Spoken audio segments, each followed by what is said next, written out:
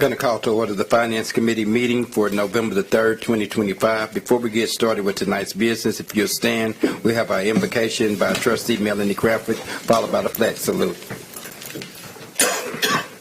Heavenly Father, we come before you tonight, thanking you for this day that you have made. We pray that you would be with us here in the city of Muskogee and all around our country, Lord, as we are facing desperate times, Father. We pray that you would provide people with everything that they stand in need of. We pray that you would give us wisdom and knowledge and understanding of the decisions and judgments to make as a council on tonight. We pray that you would continue to be with us in the city of Muskogee. In the name of Jesus we pray. Amen. Amen. Attention, salute. I pledge allegiance to the flag of the United States of America and to the republic for which it stands, one nation, under God, indivisible, with liberty and justice for all. Oklahoma flag. I salute the flag of the state of Oklahoma. Its symbols of peace unite all peoples.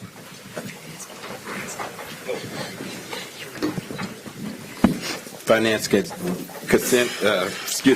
agenda item number 1, please. Consider approval of Finance Committee minutes of October 6, 2025, or take other necessary action. Reviewing of the minutes, are there any corrections or additions to our minutes? I move for approval. Second. I have a motion and a second to approve our Finance Committee minutes. Any discussion? Roll call, please. Mike Brawley? Yes. Tom Martindale? Yes. Dan Hall? Yes. Melody Cranford? Yes. Shirley Hilton Flannery? Yes. Tracy Hoos? Yes. Jamie Stout? Yes. Deputy Mayor Derek Reed? Yes. Mayor Patrick Kell? Yes.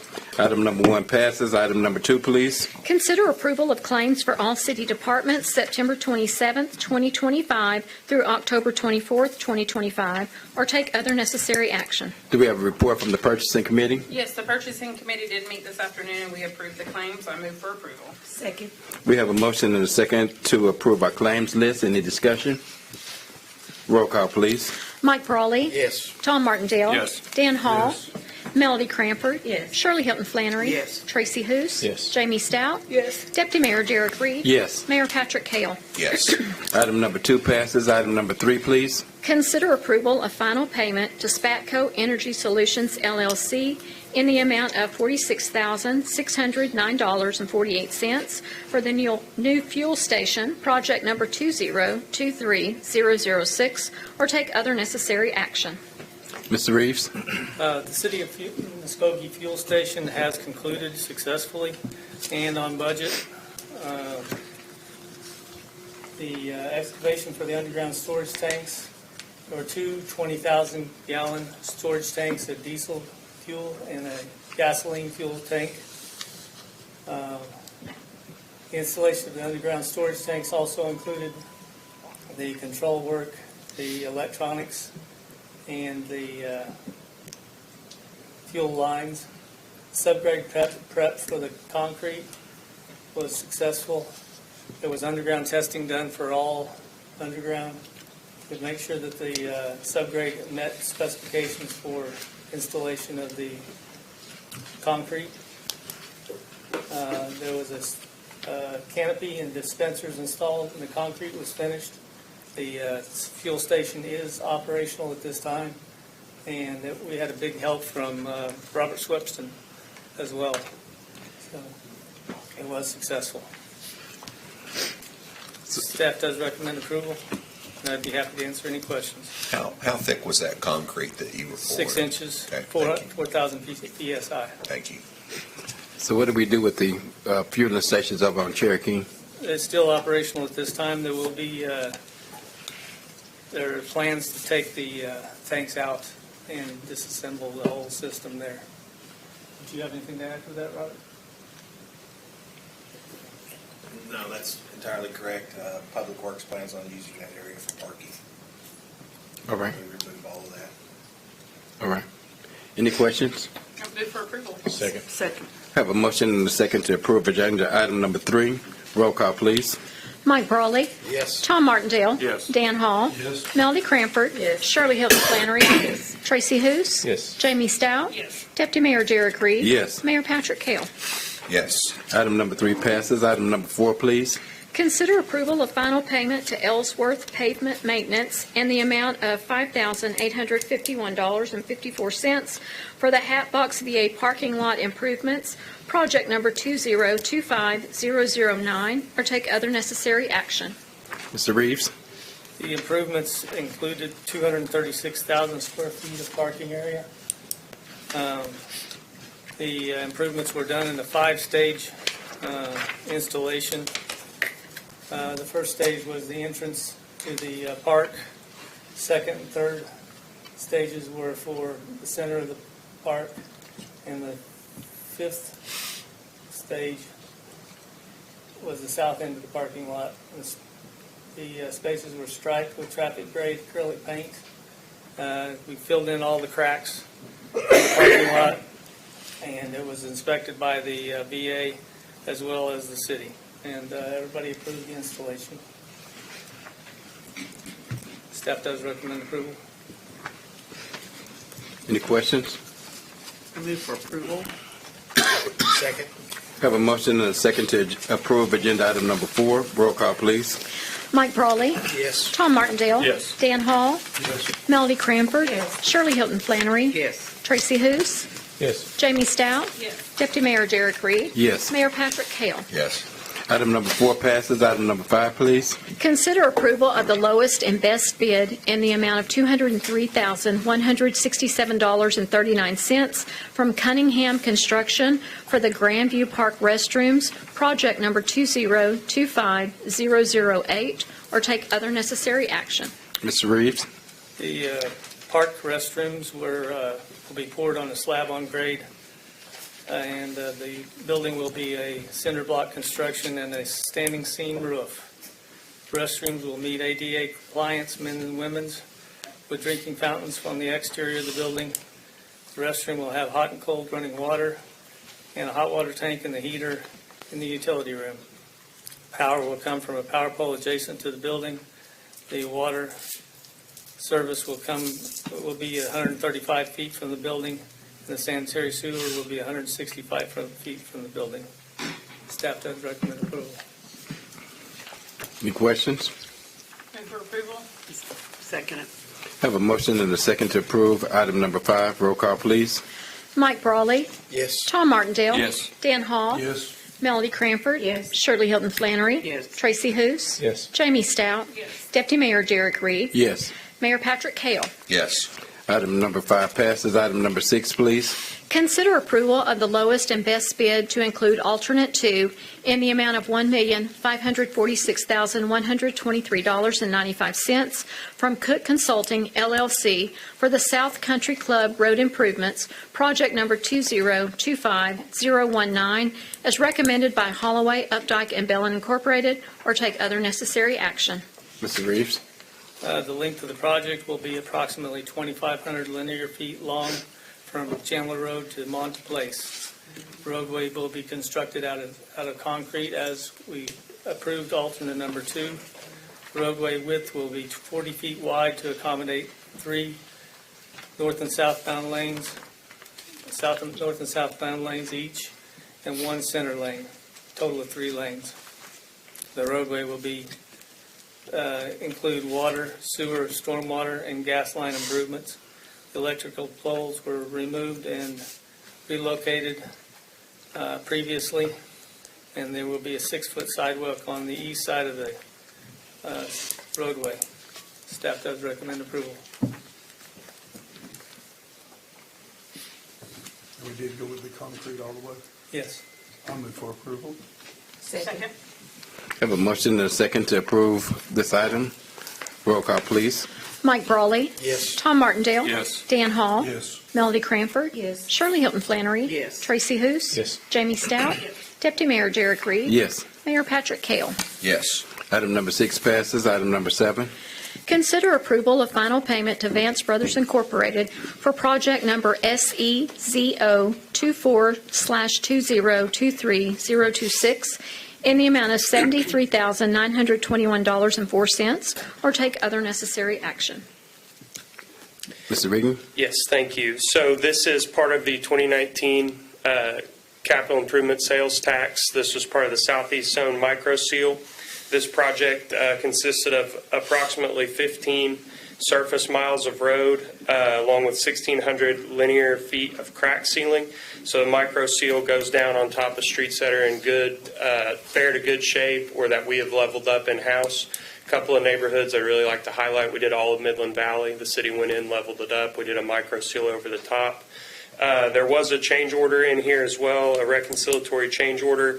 We did remove East Mulgi from Main Street to K Street. After taking some time to look at that, we felt that better was served with a mill and overlay as opposed to a micro seal on that. We did add 45th Street East, which is the road in the industrial park off of Hancock, between Hancock and Chandler. That road was in good shape, but this sealer will make that road last a lot longer. We also did North 24th Street. That road was in good shape, but a sealer was needed to elongate the life, and we also did some traffic striping there as well.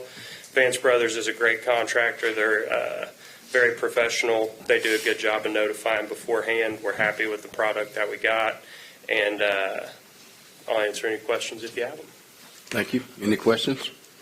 Motion to approve. Second. Have a motion and motion and a second to approve number 7. Roll call, please. Mike Brawley. Yes. Tom Martindale. Yes. Dan Hall. Yes. Melody Cranford. Yes. Shirley Hilton Flannery. Yes. Tracy Hous. Yes. Jamie Stout. Yes.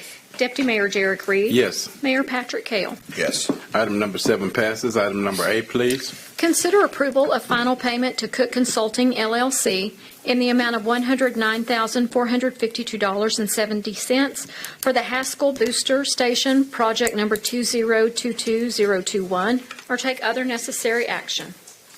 Mr. Reeves? The Haskell Booster Station improvements consisted of 2 400 GPM pumps, 1 800 GPM pump that will supply Haskell, Wainwright, Oklahoma, Taft, and Borum. There are new variable frequency drives for each motor, new automatic transfer switches, new roof, new lighting, new facility was painted. There was a new approach drive and sidewalks poured, and new security fencing. These are the pumps, and the valves, and the manifold is down below.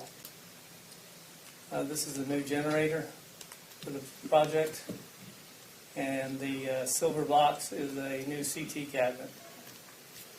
The facility was painted along with the doors. New gutters were installed, and staff does recommend approval. Does this pump supply some of the city of Muskogee, also west side, right? Yes. Not just, okay. And they supply your addition. Yeah. All right, yeah, I move for approval then. Hang on, let's discuss. No. Yeah. I have a motion and a second to approve number 8. Any other questions? Roll call, please. Mike Brawley. Yes. Tom Martindale. Yes. Dan Hall. Yes. Melody Cranford. Yes. Shirley Hilton Flannery. Yes. Tracy Hous. Yes. Jamie Stout. Yes. Deputy Mayor Derek Reed. Yes. Mayor Patrick Kell. Yes. Item number 8 passes, and that is our final item for the Finance Committee. Welcome to tonight's Public Works Committee meeting for November 3rd, 2025. Item 1, please. Consider approval of Public Works Committee minutes of October 6, 2025, or take other necessary action. Everyone's had a chance to review the minutes. Move for approval. Second. I have a motion and a second. No further discussion. Roll call, please. Mike Brawley. Yes. Tom Martindale. Yes. Dan Hall. Yes. Melody Cranford. Yes. Shirley Hilton Flannery. Tracy Hous. Yes. Jamie Stout. Yes. Deputy Mayor Derek Reed. Yes. Mayor Patrick Kell. Yes. Item passes. Item 2, please. Receive the 2025 annual report on the Industrial Pretreatment Program Performance Summary, or take other necessary action. Mr. Stewart. Yes, Abigail Wright is our environmental technician that oversees industrial pretreatment, and she's here to give the annual report. Good evening, Mayor and council members. The City of Muskogee is required by federal regulations to implement a pretreatment program. This program regulates wastewater discharges from local industries in order to protect our wastewater treatment plant from damage. Industries are required to sample their wastewater and discharge below certain limits for metals such as arsenic, zinc, cadmium, chromium, copper, and others such as oil and grease and cyanide. I'm here to present a review of our pre-treatment year, which began November 1st, 2024, and ended October 31st, 2025. The pre-treatment performance summary included in your packet show all of the work done this year. For a brief summary, we started off with 9 significant industrial users. It increased to 10 because we had an industry that opened that was Division Laundry. 1 permit was issued due to that industry opening. The city issued 4 notices of violations. 2 were for late reports. 2 were for pH violations, which were later resampled and in compliance. The city's pretreatment program requires me to report and publish in the newspaper any industry in significant noncompliance with pretreatment regulations. We did have 1 industry this year that was in significant noncompliance. It was Jack C. Montgomery Veterans Affairs Medical Center. And they were only listed in significant noncompliance because they failed to submit a report within 45 days of the due date. And I talked to staff at the VA, and they are working on submitting that soon. And I'll be happy to take any questions or comments. Thank you, Abigail. Does anyone have any questions? I move. No actions required? No. Okay, thank you. Thank you. Item 3, please.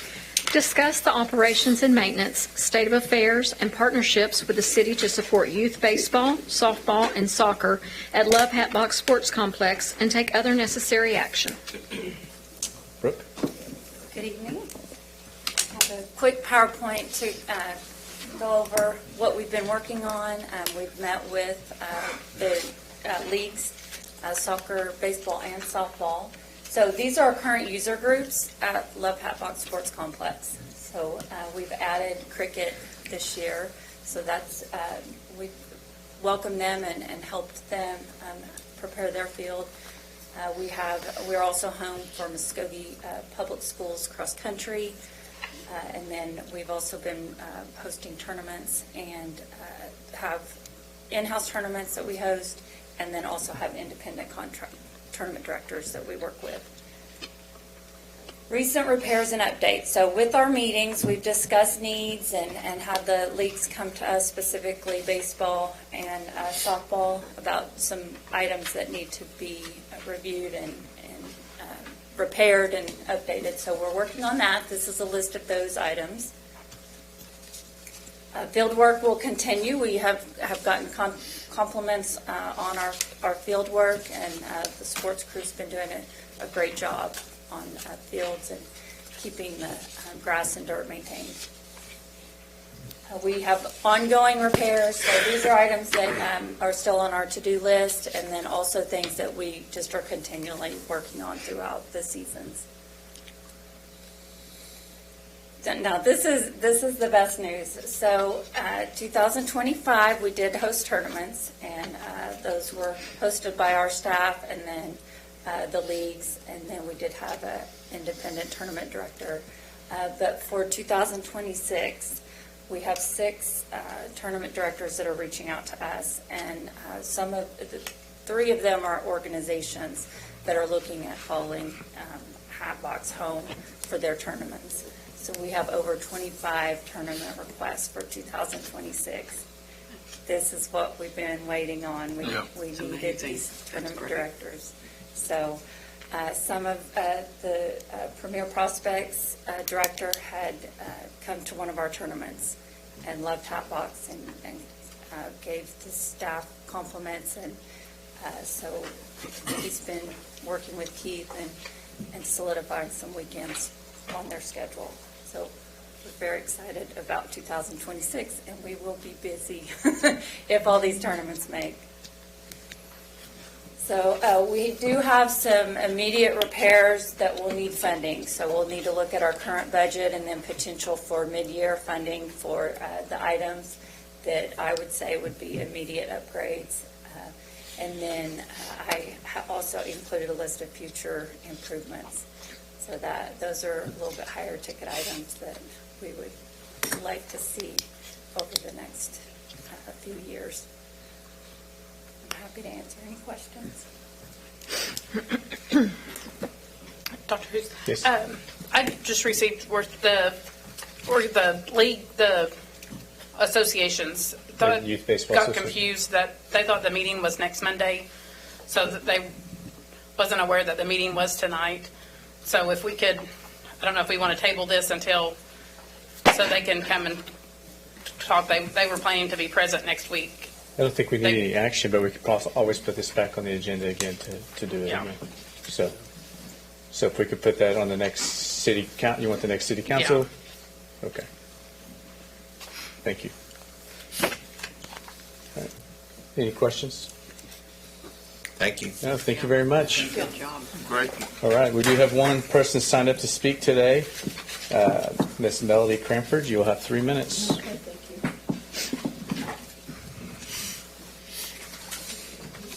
Go ahead and start her time. Sorry.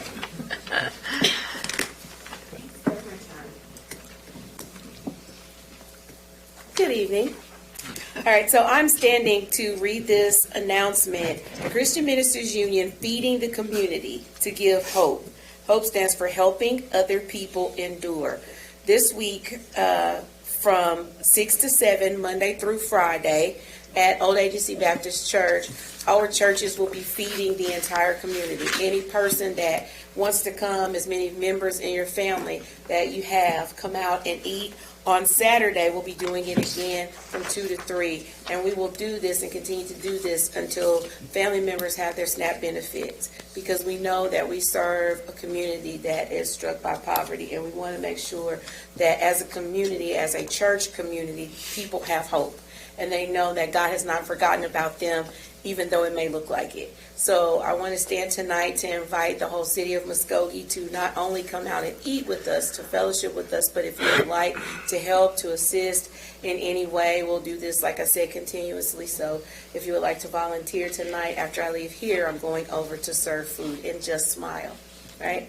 And so I just wanted to stand tonight to invite you guys to do the same. Thank you. Thank you. Thank you, Councilor. That concludes tonight's Public Works.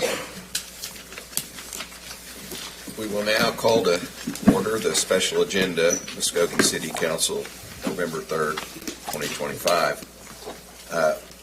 First, I'd like to thank the little angel that brought me the Get Better balloon.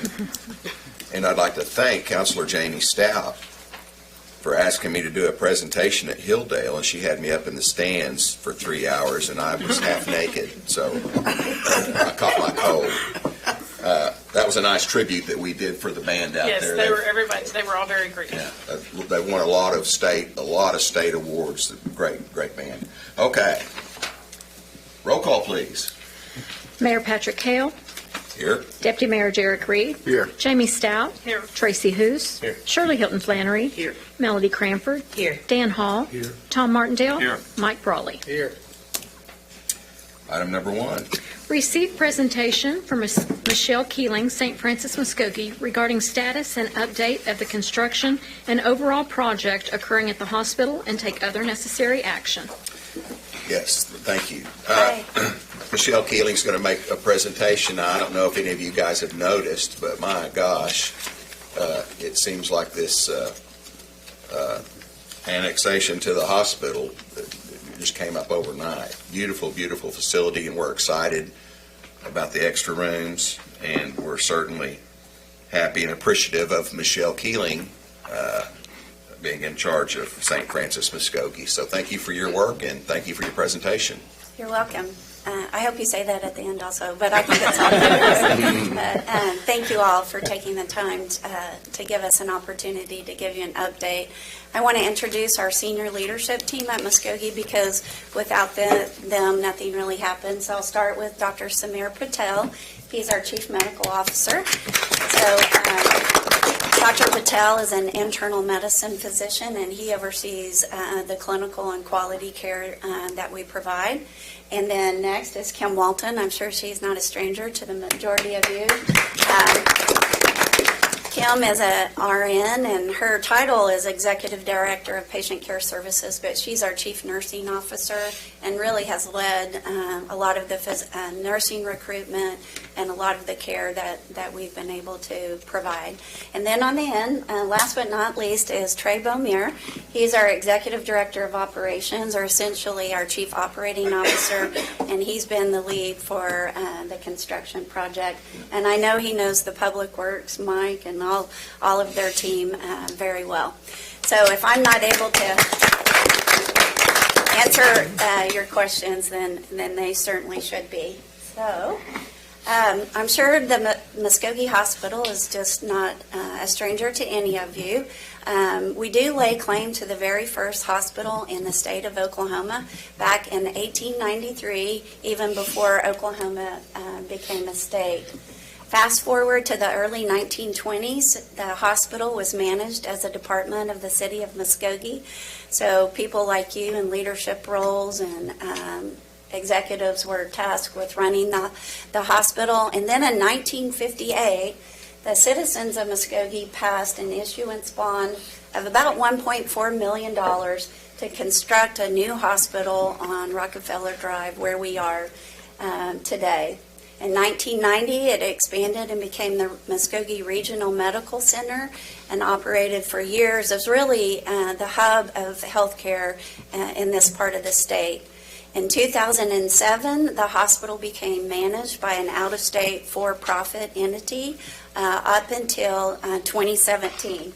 And then you'll see St. Francis Health System acquired the lease of the St. Francis Hospital main campus and the other properties within the city. I'll talk a little more about the construction that started in 2022 and then really what brings us to what we consider to be the home stretch to open the new expansion. So I'm sure you know, but just a reminder, St. Francis is locally owned. We're locally governed. Our headquarters is in Tulsa, so we're just down the turnpike a bit. And because we're faith-based, it guides a lot of our business principles and our vision to light the way to a healthier tomorrow. On the right side are the values that guide our business decisions as well as our clinical care. You're probably familiar with a lot of our facilities across eastern Oklahoma. We say we have 7 regions, which is basically the entire state, or the entire eastern part of the state. And our smallest hospital is St. Francis Hospital Veneta. And then all the way on the right side, you'll see the new rendering of our 7-story hospital expansion. And St. Francis Hospital Muskogee is the second largest acute care hospital within the health system, and we're actually the newest member of the St. Francis Health System family. So a lot of the things you've already heard tonight about approvals, but between 2017 to 2025, we've been busy replacing some things that honestly have been deferred for a number of years. We're in the process of entirely replacing the new roof. It's a multi-year endeavor. We've replaced the elevators. So being a 1958 facility and then updated in the 70s, there were parts of the facility that had some very outdated infrastructure. Lots of boilers, chillers, and plumbing that we've been working on. But we've also been working on the spaces where you and your family interact receiving care. We have pretty much an entire new radiology department with MRI and CT scanners. We've updated our cancer center with a new radiation linear accelerator, which is the most contemporary, highest technology to deliver radiation to cancer patients. We've updated the equipment in our surgical services area. We have a surgical robot. We're the only community in eastern Oklahoma outside of Tulsa that has a robot. And then where our employees eat and dine, our physicians, we have lots of new updated cafeteria. If you haven't been there, come out. I heard back in the day people after church would go to the hospital for lunch, and so it's really nice and really good food. And then our newest is we have a brand new cardiac catheterization lab from earlier this year, so that if you have a heart attack or other cath procedures, we have the latest and greatest technology. All told, just those improvements and updating the equipment was about between 90 and $95 million investment just to get us to where we are today. That's enabled us to expand a lot of the service lines that you've come to know from Tulsa, our Heart and Vascular Institute. Under Kim's leadership, we became Primary Stroke Center certified so that the care you get is time sensitive and can treat strokes. We have, as I mentioned, the Cancer Center and inpatient physical rehab, and we have the busiest emergency department outside of Tulsa in eastern Oklahoma. So, as I mentioned, our vision statement, we have 3 strategic pillars to increase access to care, the experience of people who come to us care, but also our caregivers, and then to improve our quality. So there's a lot of data on this slide, but in summary, we're growing and improving access. The top left is the number of ER visits that we've seen over the years. We've seen a 17% growth since 2019. EMS visits, I don't think Laurel or anyone from Muskogee County EMS is here, but we have a 31% growth in the number of ambulances that arrive at our ER today. And of all of our ER visits, close to 35% come to us from an ambulance, which means that those patients are very acute and need care timely. Our inpatient admissions, this is incredible, the growth. You don't see this at hospitals across the country, but we've seen a 42% growth in the number of patients that are admitted to the hospital here. So instead of being transferred or transported to hospital, we're able to keep those patients here with the improvements in the facility.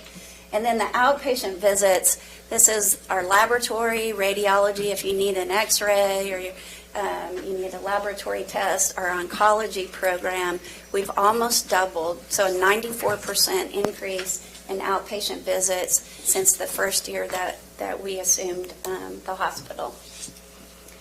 So not only are we growing, but we've made significant strides in quality improvement.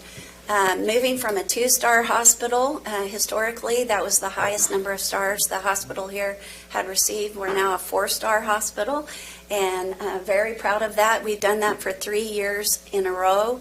And last year, I'm proud to say that right here in Muskogee, Oklahoma, we're a top 100 hospital from all hospitals across the country. So I think that was a dream that many people thought maybe wasn't achievable. And then the very last award, among the top 100 hospitals, a very select few receive an award called the Everest. You probably think of Mount Everest and climbing. So we were one of 17 hospitals in the United States that won this Everest Award for the rate of quality improvement over a 5-year time span. So we're exceedingly proud to be included in that elite group. So all those services and all that new space, we've only been able to do that by increasing the number of physicians.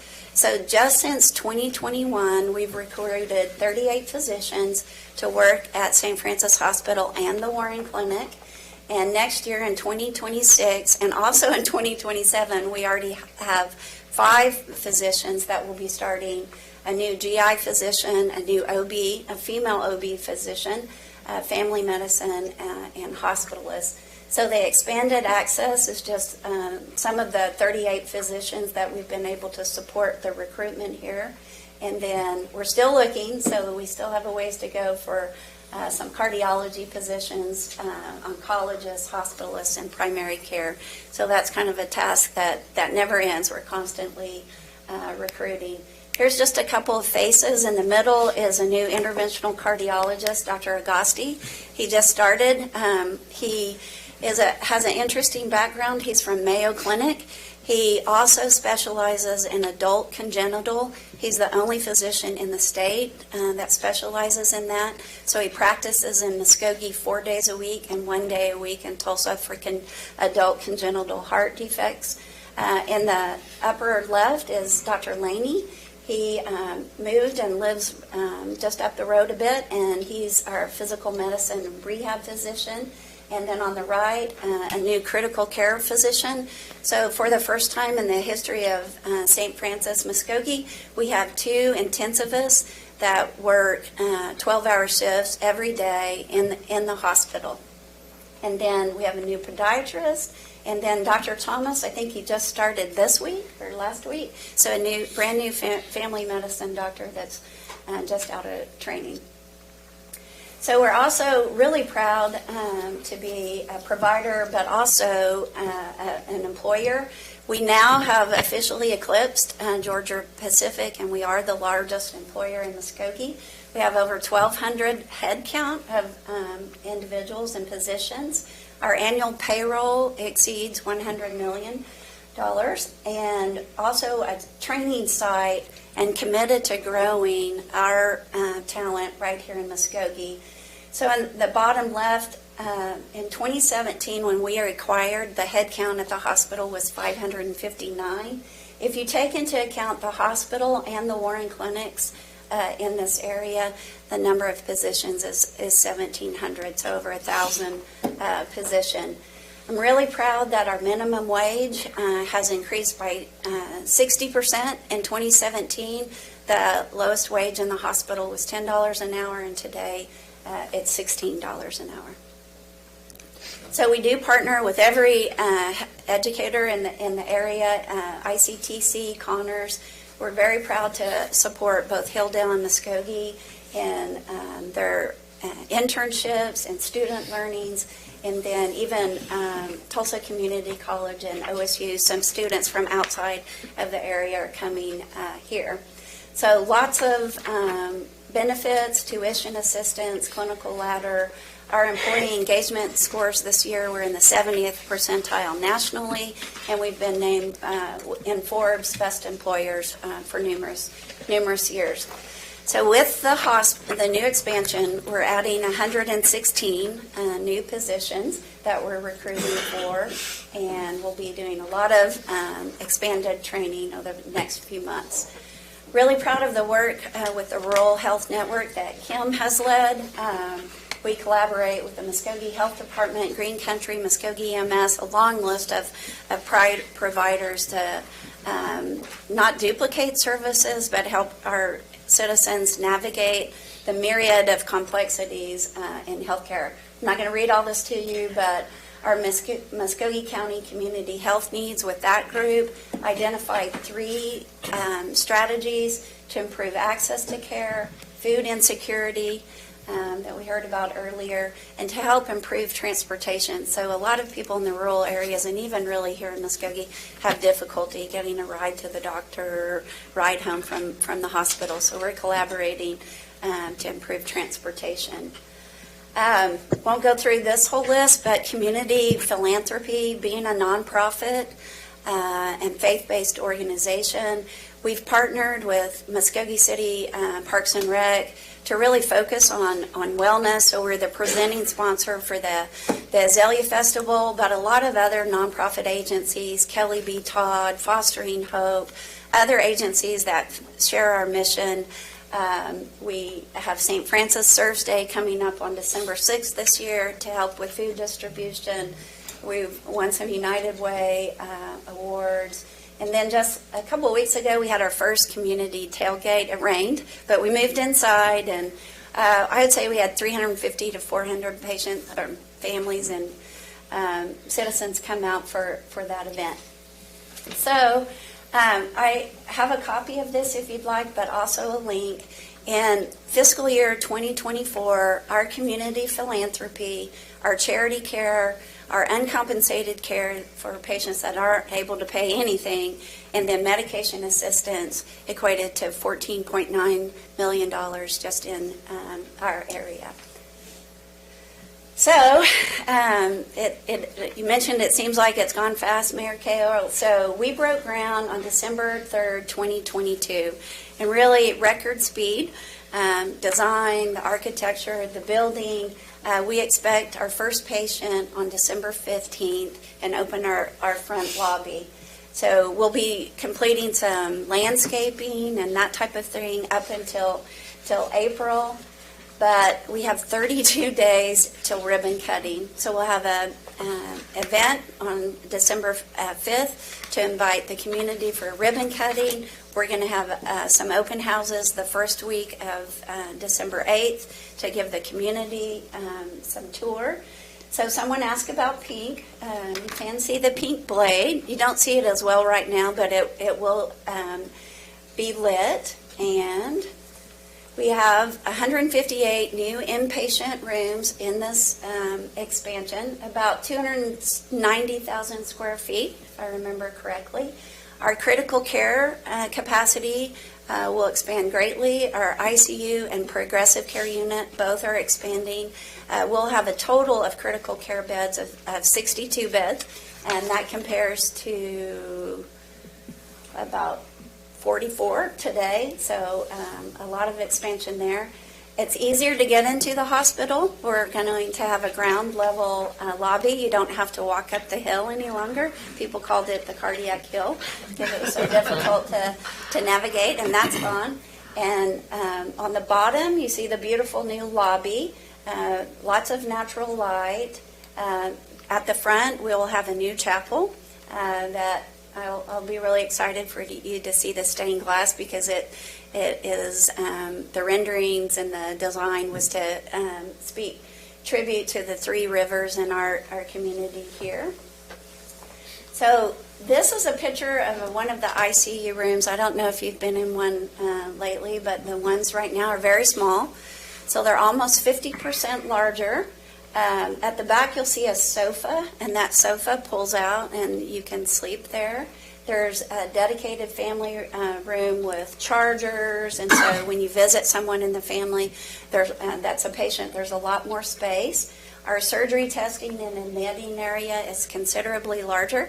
We'll have telehealth equipped in every patient room, so specialists that may not be available locally can do telemedicine visits.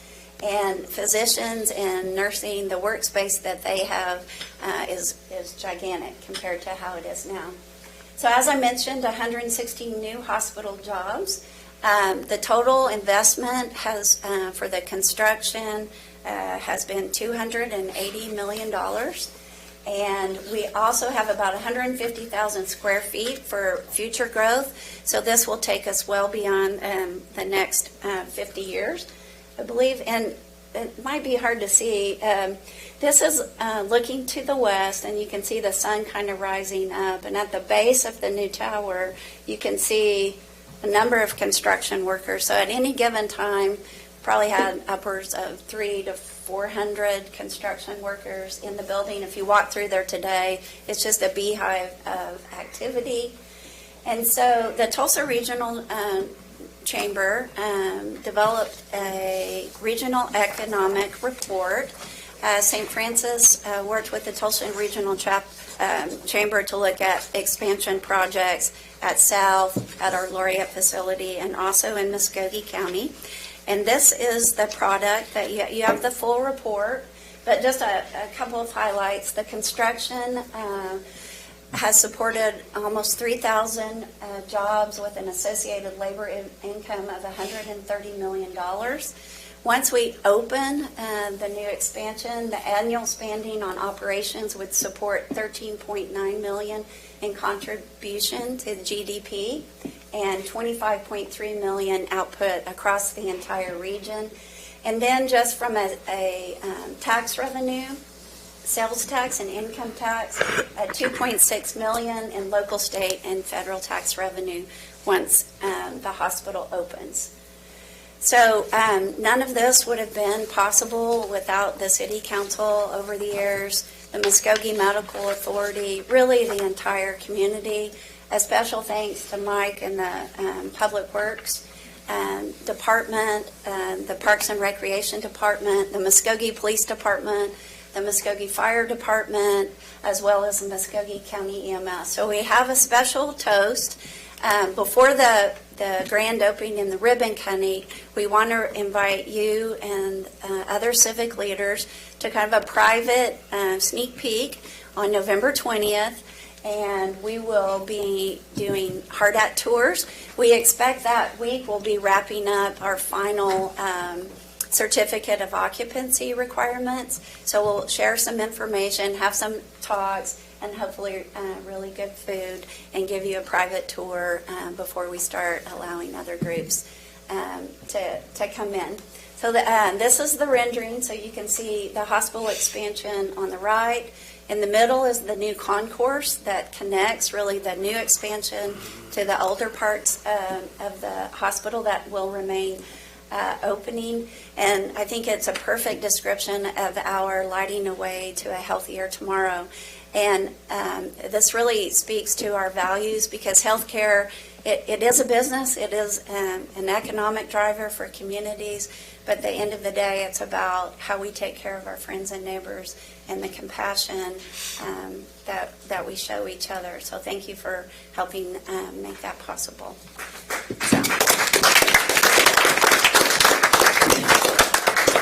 Thank you, Michelle, and thank you for your leadership, and congratulations on your recent award. Thank you. I'm very humbled by that, and it really represents our entire team at the hospital. Yes, she was just recognized for Women of the Year for her leadership with St. Francis and in our community.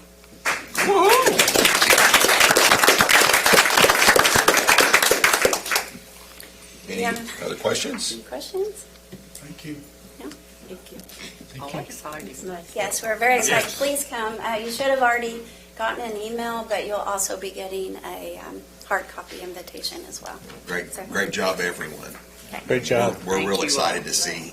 All right. Excellent presentation. See you the 20th. It really points out the fact how it really stabilized a lot of us in Muskogee. If you guys notice that 100% change in outpatient, those were people having to go to Tulsa or somewhere else for services. In doing this and trying to talk people into going to Tulsa is not the easiest thing sometimes, but I really appreciate what you guys are doing for our community. I mean, I think it's a lot larger than what people realize. So thank you very much. You're welcome. Thank you all. Okay, no action needed for that. Item number 2. Receive report from Three Rivers Museum as to its financial condition, project status, and progress towards achieving the public service objectives of heightening cultural diversity and area history and encouraging visitor development, as well as consider approval to renew the new annual cooperative agreement for fiscal year 2025-2026 in the amount of $60,000 or take other necessary action. Ms. Bodenhammer. Yes, sir. We have someone here from Three Rivers Museum to issue a report, and this is a renewal of our annual project. Good evening. My name is Dennis Wellhite. I am the chair of the Three Rivers Board. I certainly appreciate y'all putting me behind this young lady in that PowerPoint. It's good to know that we have a working community. We certainly appreciate the budget that y'all give us year after year after year. It's vital for us to have that funding because it keeps us viable in the community. And it allows us to provide information to people like St. Francis and others who want to know the history of Muskogee. And again, we have some viable programs coming up. We have the 9th annual pajama party and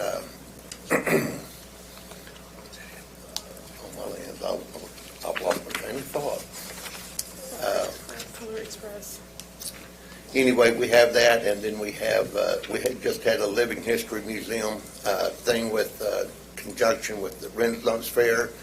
I'd like to also point out that we had that Bass Reeves statue put up, and not long after it was put up, it was vandalized, and the baton had been cut off, and the individuals tried to knock over the statue.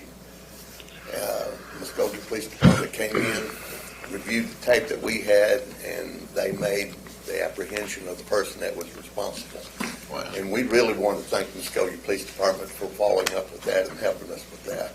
And again, I just come up to thank you for the funding that you continue to give us. Mr. Wilhite, have we corrected the rough problems, the leaking problems? We still have some leakage,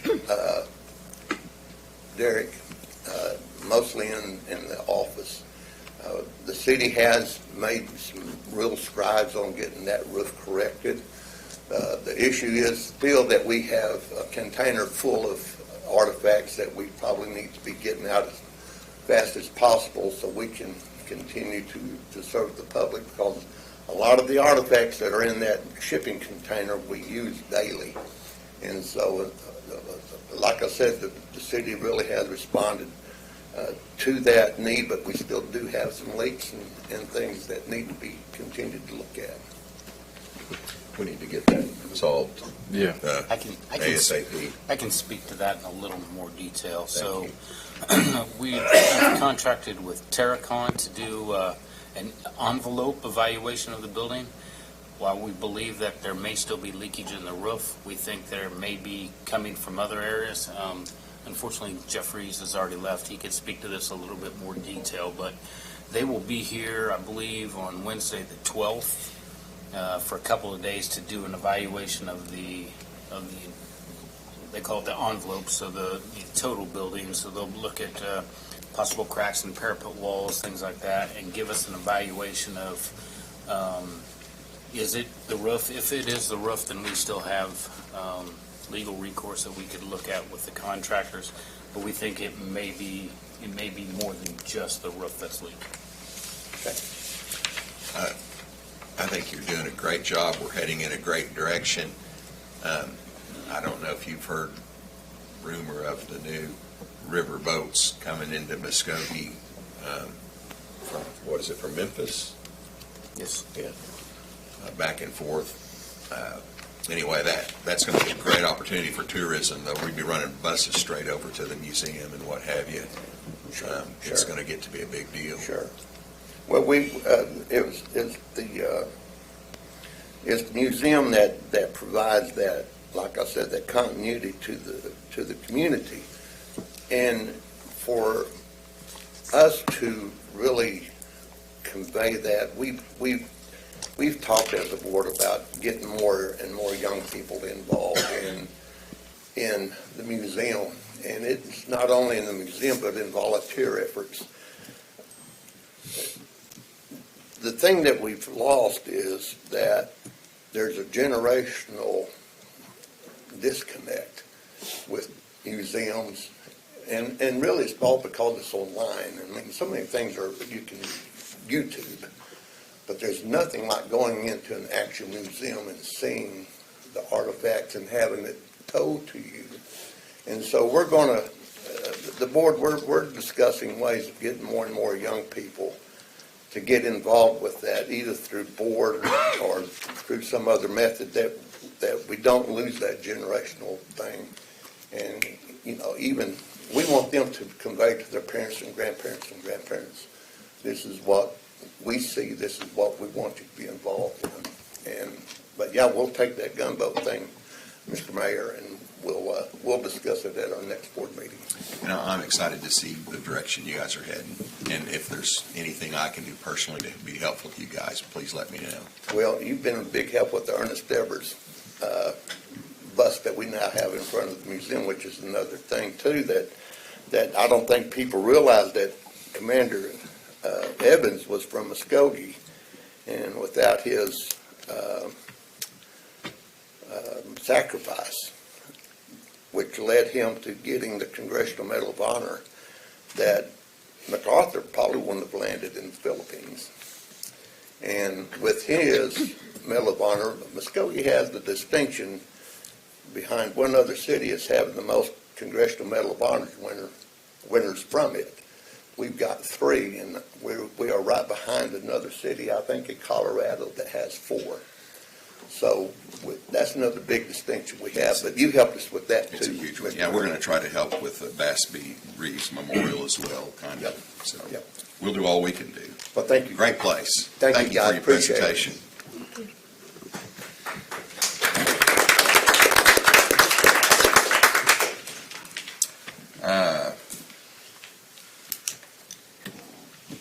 I guess we need to, as well, consider the approval to renew the annual cooperative agreement for fiscal year 2025 through 2026. Move for approval. Second. We have a motion and a second. Roll call.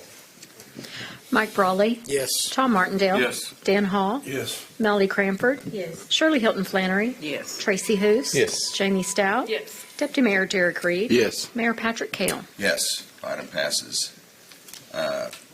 Item number 3 and item 4 have been stricken. Ms. Bodenhammer, is that correct? Yes, sir. Thank you. Okay, with that, we'll adjourn the meeting. Thank you, everyone.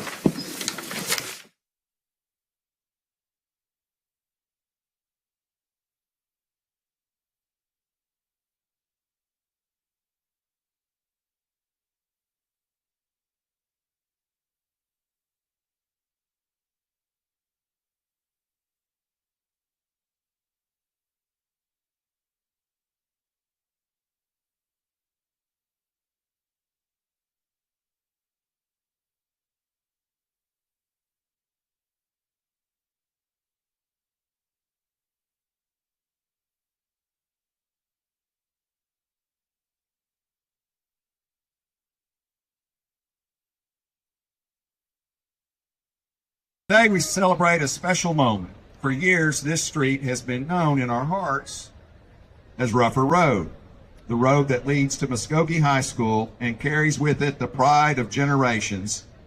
Now that name becomes official. This road represents more than pavement. It represents our rougher spirit, determination, tradition, and community pride. And what better way to honor that than to dedicate it as we launch Homecoming Week. May Rougher Road continue to remind us of our strength, our unity, and our future.